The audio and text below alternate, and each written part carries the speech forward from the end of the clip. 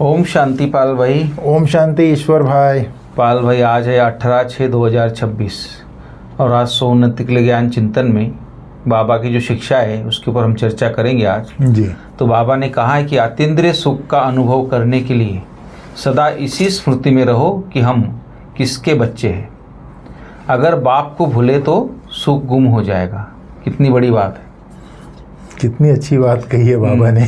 भगवान को भूले तो सुख ही गुम हो जाएगा। अति इंद्रिय सुख जी। एक होता है इंद्रिय सुख जी। एक होता है अति इंद्रिय सुख जी। अति इंद्रिय सुख माना आत्मिक सुख। अगर आत्मिक सुख का अनुभव करना है जी तो सदा इसी स्मृति में रखो हम किसके बच्चे हैं।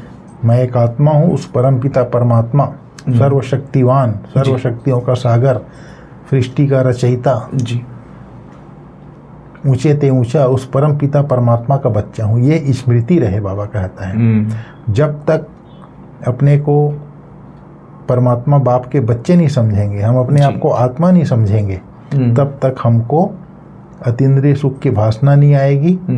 इसीलिए अपने को आत्मा समझ करके उस परमात्मा बाप को याद करेंगे, हम उसके बच्चे हैं, ये स्मृति रहेगा, तब हम अतीन्द्रिय सुख की अनुभूति कर सकते हैं जी। अगर बाप को भूले, बाप अर्थात परम पिता परमात्मा शिव बाबा ज्योतिर्बिंदु को भूले तो सुख गुम हो जाएगा।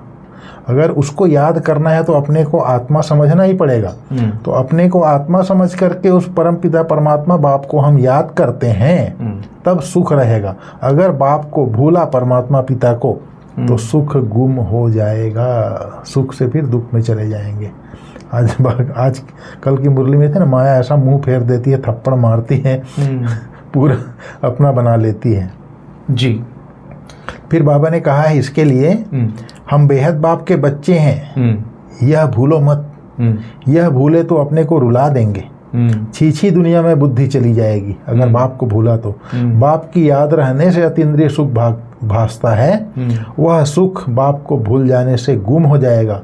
हरदम याद रहना चाहिए कि हम बाबा के बच्चे हैं, नहीं तो अपने को रुला देंगे अर्थात दुखी कर देंगे।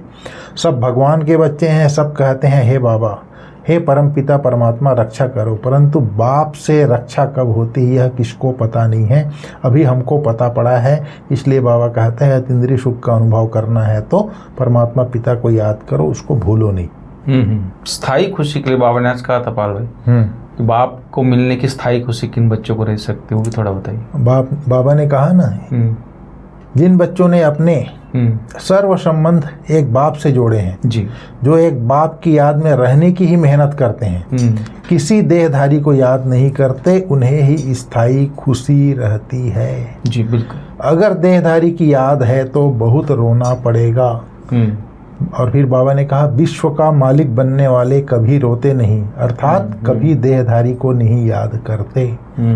तो ये तो प्रैक्टिकल में हमने देखा है ना, मम्मा बाबा को इतनी विशेष आत्माएं थी जो विश्व का मालिक बनने वाले हैं, उन लोगों ने कभी भी देहधारी को याद नहीं किया। जैसे दादा विश्व किशोर थे, भाऊ विश्व किशोर, कितना प्यार था बाबा का, बाबा का सारा कारोबार करते थे। लेकिन जब प्रोटेस्ट का ऑपरेशन करवाए बॉम्बे में और शरीर छोड़ के आत्मा निकल गई, बाबा कितना नष्ट हुआ थे। 1 मिनट में बोला, वहाँ से बच्चों ने कहा कि बच्चे बाबा भाऊ की अर्थी को ले आते हैं यहाँ। बोले क्या करना है बच्चे ला के यहाँ, जिससे प्यार था आत्मा से वो तो चली गई, इस 100 को अर्थी को वहीं स्वाहा कर दो बोला। तो कितना नष्ट हुआ था बाबा। इस तरह से बाबा ने कहा स्थायी खुशी उन्हीं को रहती है जो एक बाप से सर्व संबंध जोड़ते हैं, एक बाप की याद में रहते हैं, किसी भी देहधारी को याद नहीं करते। फिर आज बाबा ने कहा है बचपन के दिन भुला न देना, आज हंसे कल रुला न देना। बहुत अच्छा गीत। ये जो बचपन का दिन होता है, जब शुरू में ज्ञान में आते पाल भाई, वो नशा ही अलग होता है। फिर धीरे धीरे क्या होता है, ब्राह्मण आत्मा एक दूसरे की कमी कमजोरियाँ देखते रहते हैं, एक दूसरे को देखते, फिर उनकी नशा खुशी कम हो जाती है। इसलिए बाबा बोलता है कि जो बचपन का दिन है वो भुला नहीं देना है। लेकिन हम लोग ने ईश्वर भाई सच में हमारा बुद्धि देखो कैसा है। हम ये प्रजापिता ब्रह्मा कुमारी ईश्वरीय विश्वविद्यालय है, ये स्कूल है। बाबा बार बार बोलते हैं स्कूल है। जैसे लौकिक दुनिया में स्कूल में हम पढ़ने जाते थे, तो हम पढ़ाई करने जाते थे, न कि टीचर को देखने जाते थे, स्कूल के दीवार को देखने जाते थे, स्कूल का कमरा ऐसा है, न बच्चे को देखने जाते थे। लेकिन यहाँ तो ऐसा है, वहाँ पर टीचर को देखने थोड़ी जाते थे। जो पढ़ाई पढ़ते थे, परीक्षा पास करते थे, 5 से 6 में गए, 6 से 7, 8, 9, 10, 11, 12 पढ़ाई पे ही फोकस होता था। अब यहाँ ये पढ़ाई इतनी ऊंची पढ़ाई है, यहाँ आते हैं, शुरू में आते हैं तो बहुत मज़ा आता है, बाबा पढ़ा रहे, बाबा पढ़ा रहे। जैसे ही थोड़ा दिन होगा, ये बाबा का बच्चा ये ऐसा करता है, ये ऐसा करता है, ये ऐसा करती है, वो ऐसा करती है, पर चिंतन प्रदर्शन शुरू कर देते हैं। वो क्योंकि हर एक के स्वभाव संस्कार अपने हैं, वो धीरे धीरे चेंज हो जाते हैं ज्ञान योग के आधार से। मतलब लेकिन हमें उसको किसी को भी कोई नहीं देखना चाहिए, स्वयं को देखना चाहिए। इसलिए बाबा ने बोला कि बचपन वाला दिन जो बाबा ने, मैं गार्डली स्टूडेंट हूँ, ये तो टोटली भूल जाते हैं। हम स्टूडेंट हैं, हम पढ़ाई करने आए हैं, हम किसी मनुष्य को देखने आए हैं। इसलिए तो बाबा याद करा रहे, शिक्षा दे रहे बाबा वो। फिर बाबा कहते हैं, अब तुम बच्चे बेहद के बाप को जान गए हो।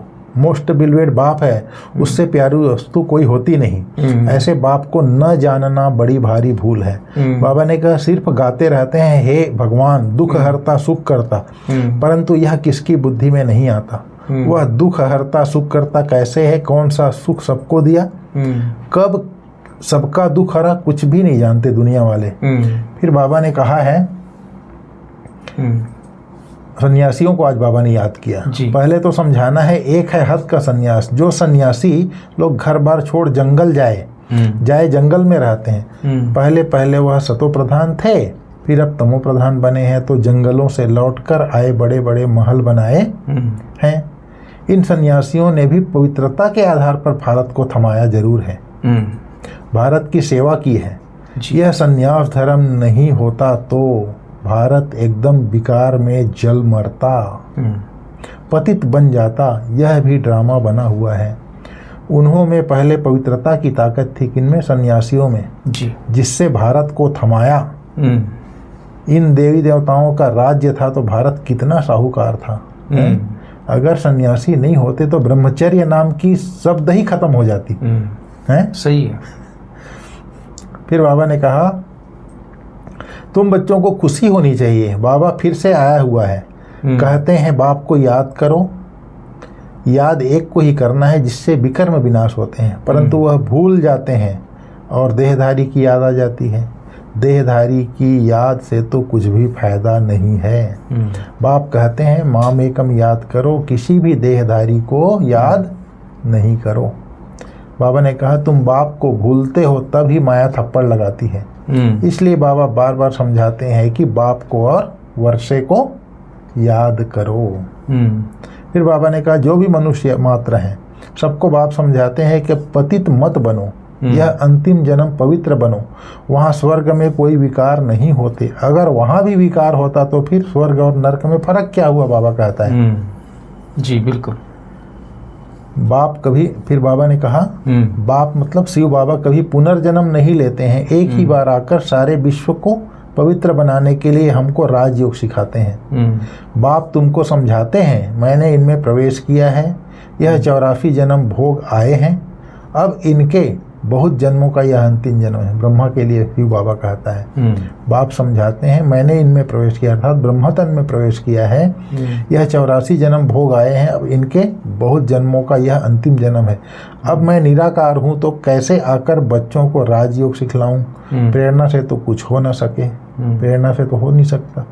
अब तन का आधार लेकर के आकर के ज्ञान देता है। तो बाबा ने कहा, तो उनको पहले आना चाहिए। बाप समझाते हैं, पहले बाप को याद करो, नहीं तो माया एकदम थप्पड़ मार देगी। छुई मुई का एक झाड़ होता है, हाथ लगाओ तो मुरझा जाता है। तुम्हारा भी ऐसा ही हाल होता है, बाप को याद नहीं किया और खलास। गीता में भी सुना, बचपन के गीत में भी सुना, बचपन के दिन भुला न देना, बाप को भूले तो कहाँ न कहाँ चोट लग जाएगी।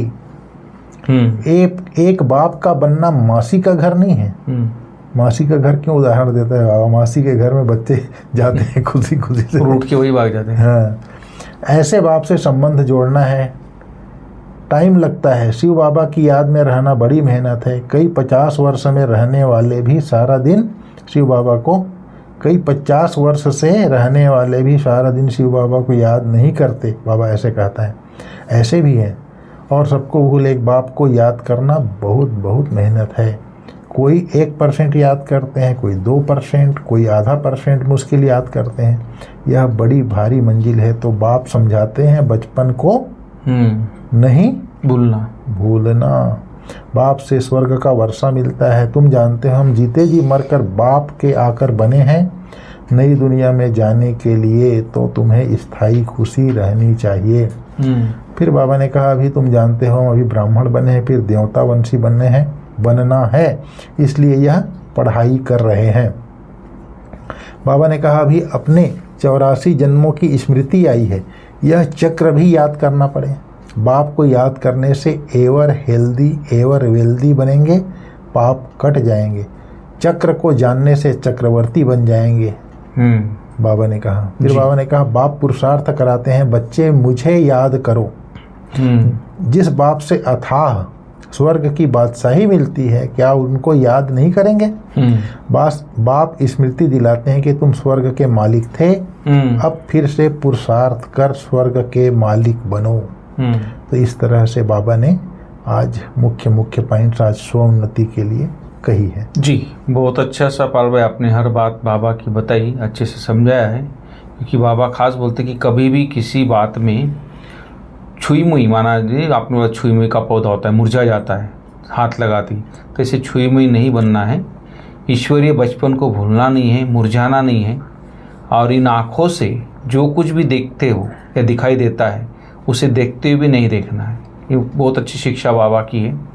फिर बाबा कहते कि एक बाप की याद में ही कमाई है, इसलिए देहधारियों से याद नहीं करना है। देहधारियों को ना बुद्धि से याद करना है, ना उनके लगाव झुकाव में जाना है, और कभी रोना भी नहीं है। और बाप और वर्षे को याद कर विश्व की बादशाही लेनी। अगर ये बादशाही चाहिए, विश्व की बादशाही, राज करना है विश्व पे, विश्व की बादशाही चाहिए, तो बाबा बोलता है इन सब बातों से आपको दूर जाना है, माना परे हो जाना है। और वरदान है पाल भाई आज कि श्रेष्ठ मत के आधार पर मायावी संग दोष से परे रहने वाले शक्ति स्वरूप भव। वो थोड़ा बताइए, शक्ति स्वरूप आत्मा क्या? श्रेष्ठ मत माना फ्री मत। जी, बाबा ने कहा फ्री मत के आधार से मायावी संगदोष से परे रहने वाले शक्ति स्वरूप भव। जी। बच्चों की एक कंप्लेंट रहती है, संबंधी नहीं सुनते, संग अच्छा नहीं है, इस कारण शक्तिशाली नहीं बन सकते। जी। लेकिन श्रेष्ठ मत के आधार पर ज्ञान स्वरूप शक्ति स्वरूप के वरदानी बन अपनी स्थिति को अचल बनाओ। साक्षी होकर हर एक का पार्ट देखो, अपने सतोगुणी पार्ट में स्थित रहो।